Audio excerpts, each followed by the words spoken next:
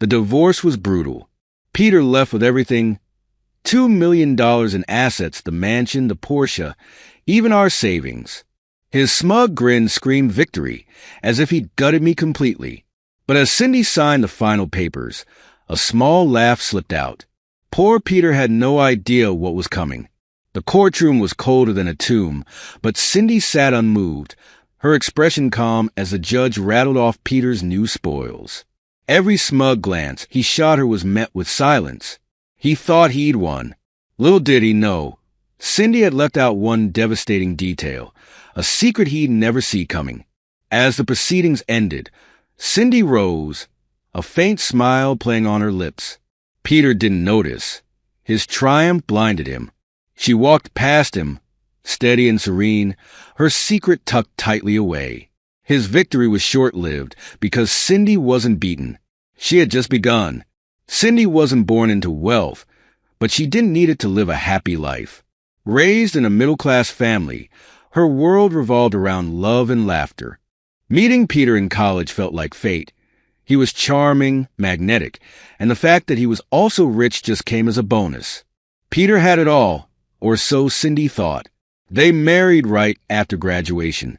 At first, their life together felt like a dream. Lavish vacations, candlelit dinners, and grand parties filled their days. But over time, Cindy began to notice something unsettling. Peter's world glittered, but beneath the shine was a void she couldn't ignore.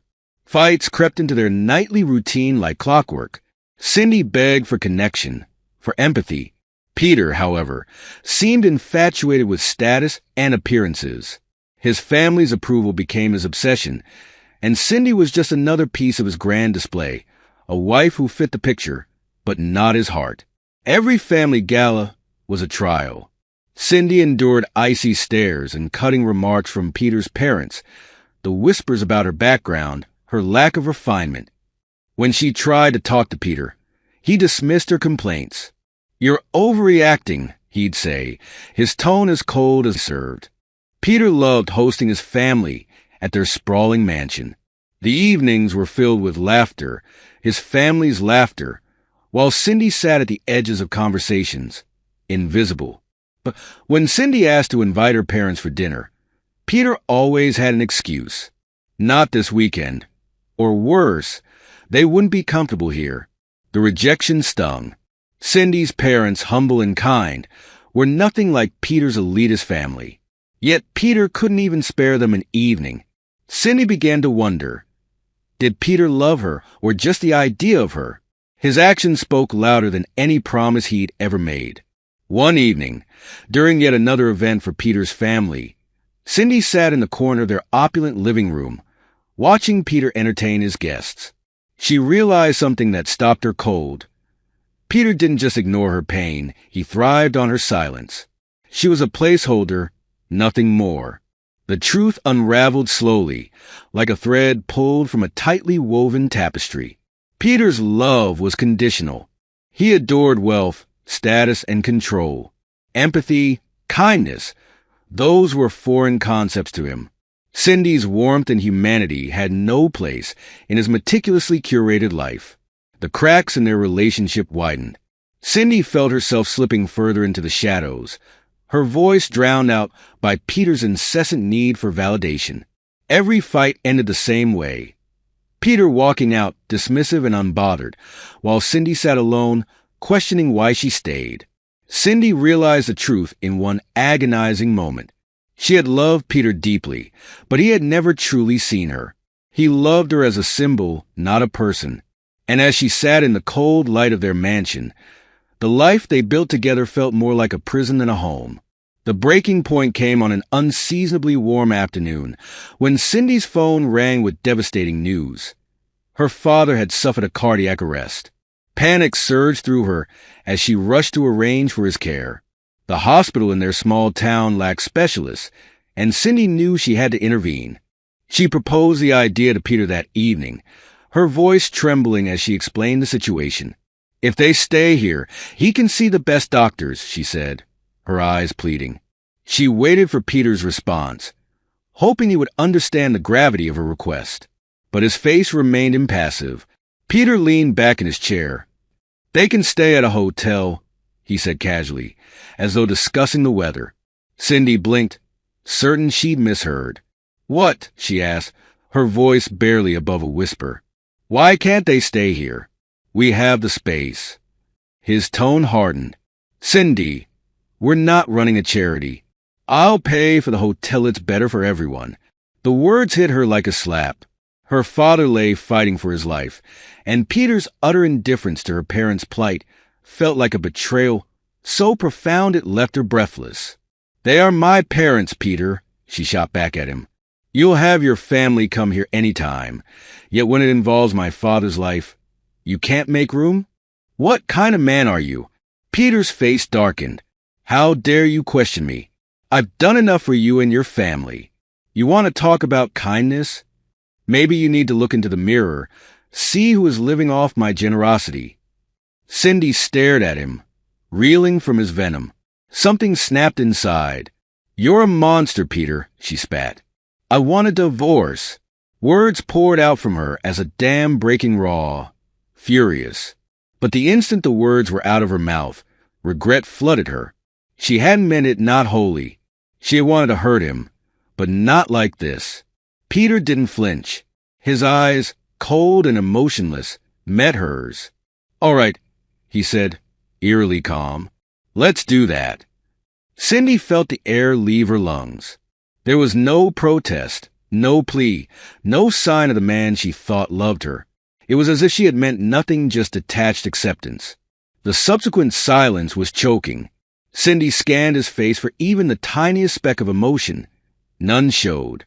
Her heart was crushed beneath the weight of his apathy.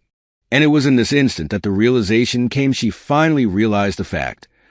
The man that she loved had never really been, if indeed he had. The following morning, Cindy overheard Peter on the phone with a divorce lawyer, coolly finalizing the papers. Her throat was stuck inside her dry mouth. It was happening. That afternoon, the papers arrived in an immaculate white envelope, as if the paper inside hadn't just destroyed her world. Cindy went through the papers slowly, her hands quivering. Everything, the mansion, the Porsche, the savings, was to belong to Peter. She was left with nothing but the clothes on her back. After everything I've done for you, how can you justify leaving me with nothing? She asked over dinner. Peter barely looked up from his plate. It's not like you contributed financially, he said, so casual. I worked hard for everything we have. It's only fair I keep it. Peter leaned back, a smug smile playing on his lips. If you want something, take the diamond necklace my mother gave you at the wedding. That should be worth enough. Cindy fisted her hands. That necklace, with its gaudy design, had always felt like an insult, a reminder from his mother that she didn't belong. Now, Peter was using it as his parting gift, as if doing her a favor. Without a word, she marched upstairs, grabbed the necklace box, and returned to the dining room. Peter looked up, surprised at her quick compliance. But Cindy's glare silenced whatever smug remark he had planned. Keep your wealth, Peter. You'll need it to fill the emptiness inside you. She moved all of her things around in complete silence during the day, so that she did not have to give Peter the pleasure of watching her pack.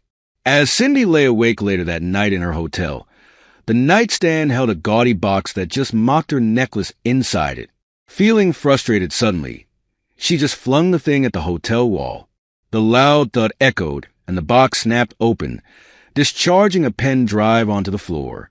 Cindy stiffened as her heart went racing. What was this buried inside the necklace box? She crouched down, her fingers trembling, to pick it up and flip it over. Her mind coursed with a myriad of suppositions. She booted her laptop, literally with bated breath, and inserted the device. The file scanned, and her eyes had grown wide as her hand flew to her mouth. Whatever she had found inside had left her stunned. All was changed by the contents of the pen drive. She could not let anyone know, at least not yet. Gently, she pushed it inside her bag, shut and locked it. For a long period of time, Cindy sat in silence, looking into the darkness of the room. The pen drive had changed the rules of the game. She had to remain silent until the divorce was obtained. Cindy marched into court the day of the divorce, brimming with quieted confidence. Peter sat across from her, a smug glow on his face as he savored the victories. The judge enumerated the divorce terms: mansion, car, investments, all for Peter. To Mrs. Cindy, the diamond necklace gifted by Mr. Peter's family. Peter smirked, waiting for her reaction. Instead, Cindy smiled. "Your Honor, I'd like to request a small revision to the terms. Instead of the diamond necklace, could the clause reflect the contents of the Cartier box instead?" The courtroom fell silent. Peter frowned, confused but uninterested, dismissing the change as unimportant. With the last paper signed, the judge pronounced the divorce final. Peter stood beaming and shook his lawyer's hand. "Clean and easy," he said. Cindy turned toward the door, her face serene, her mind razor-sharp. She left the courthouse, feeling Peter's eyes on her, still not realizing that he had just missed a switch in the wording. It was now hers, to use if the time were opportune. Peter thought he had won. He had no idea what was in store for him. Months passed, and Peter was living his life, gloating at his victory. He would throw parties and flex his muscles with shallow exhibitions of strength, all to show Cindy how small she was, and that she was just a footnote in his grand life. But she didn't move an inch. Silently, she had been working on the next move. With the pen drive in her hands, she hired an CA and started knitting the pieces together, sharp-eyed and without distraction. One evening, while going through files in her modest new apartment, her phone buzzed. "Enjoying your little apartment?" Peter sneered. She could almost visualize him, his smug grin spreading across his face as he reclined in his mansion, believing she'd lost. Yet she smiled. "Very much," she returned, her tone smooth and deliberative. Peter chuckled, unsuspecting of the storm brewing behind her calm veneer. And then that turn of destiny came. Scrolling through her social media, Cindy saw it. Peter's family had suffered a financial blow, losing millions on some wild investment. Days later, an auction listing confirmed it. Priceless heirlooms from the Winthrop estate were up for sale. Cindy almost laughed. The man who took everything from her was now forced to sell his legacy just to survive. She picked up her phone. "Jessica," she said, calling her art dealer friend, "I need a favor." Cindy had secured her place at the auction, and as night approached, she got ready with utmost care. Everything was perfect. The sleek, designer gown, cascading waves of hair, and quiet confidence in her walk. This wasn't about the balance of power. This was rewriting the story. Whispers began the moment she stepped in. Gasps of surprise rippled through the crowd the moment she stepped onto Peter's turf, radiating an assuredness he had tried to dispel. With every step she took across the room, the weight of 1,000 stares followed her, and she reveled in them. Every glance, every hushed conversation, only fueled her silent victory. She had been discarded, underestimated, and dismissed. But tonight, with her plan in motion and secrets in her grasp, Cindy knew one thing for certain. Peter's reign was crumbling, and she was here to watch it fall. When she entered the grand hall, the murmurs turned into a low roar of speculation. Heads turned, eyes followed, and the once bustling conversations hushed. Cindy scanned the room briefly, taking in the shocked faces of Peter's family and friends. The tension in the air was palpable, electric. Then, her eyes met Peter's across the room. His drink froze halfway to his lips as his jaw slackened. For a moment, he stared, unable to process what he was seeing. Cindy, the middle-class girl he had discarded, had transformed into the image of power and sophistication overnight. Peter's thoughts raced. The dress, the car, none of it made sense. How could she afford such luxury? Whispers spread like wildfire, fueled by the same question from every corner of the room. Peter's face turned a shade darker, his confident demeanor slipping as he watched Cindy move through the crowd. Cindy didn't rush to approach him. She glided across the room with practiced ease, acknowledging others with a polite nod or an enigmatic smile. She saw Peter approach her through the corners of her eyes and got ready for the final part of her plan. Peter approached Cindy, his dark eyes narrowed with suspicion. "What are you doing here?" he sneered. "Going to extreme lengths, renting a designer dress and a luxury car just to show off? Desperate, even for you." His words were venomous, but Cindy merely chuckled unfazed and moved past him with elegance. She didn't dignify his comment with a response. Tonight wasn't about petty insults. It was about making her statement. Cindy mingled briefly, exchanging polite nods, but her focus remained on the auction. She waited patiently for the bidding to begin, her moment carefully calculated.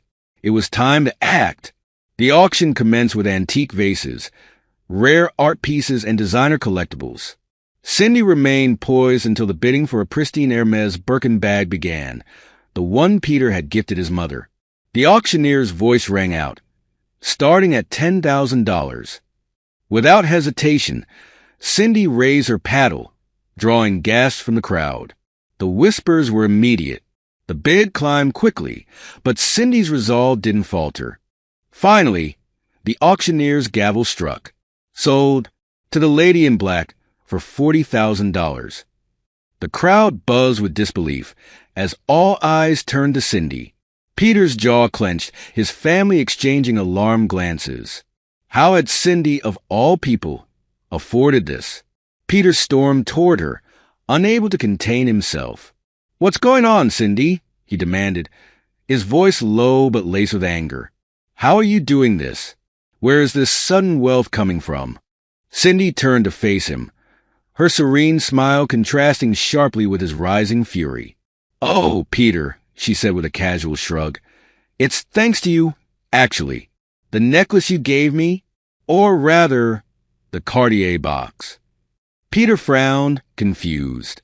Cindy's smile widened. "Remember the pen drive you lost? The one you couldn't find anywhere? Turns out it was inside the box all along." Peter froze as her words sank in. "And that pen drive contained the password to the Bitcoin account I convinced you to open years ago, the one you invested in when it first started. That account is worth $20 million now, Peter. And since it was in the Cartier box, well, it's mine." Shock contorted Peter's face as he struggled to respond. "That's impossible," he spat, his voice rising. "That money is mine. The Bitcoins are mine." Cindy tilted her head, her calm demeanor unshaken. "Actually, no," she said coolly. "The divorce papers clearly state the contents of the Cartier box belong to me."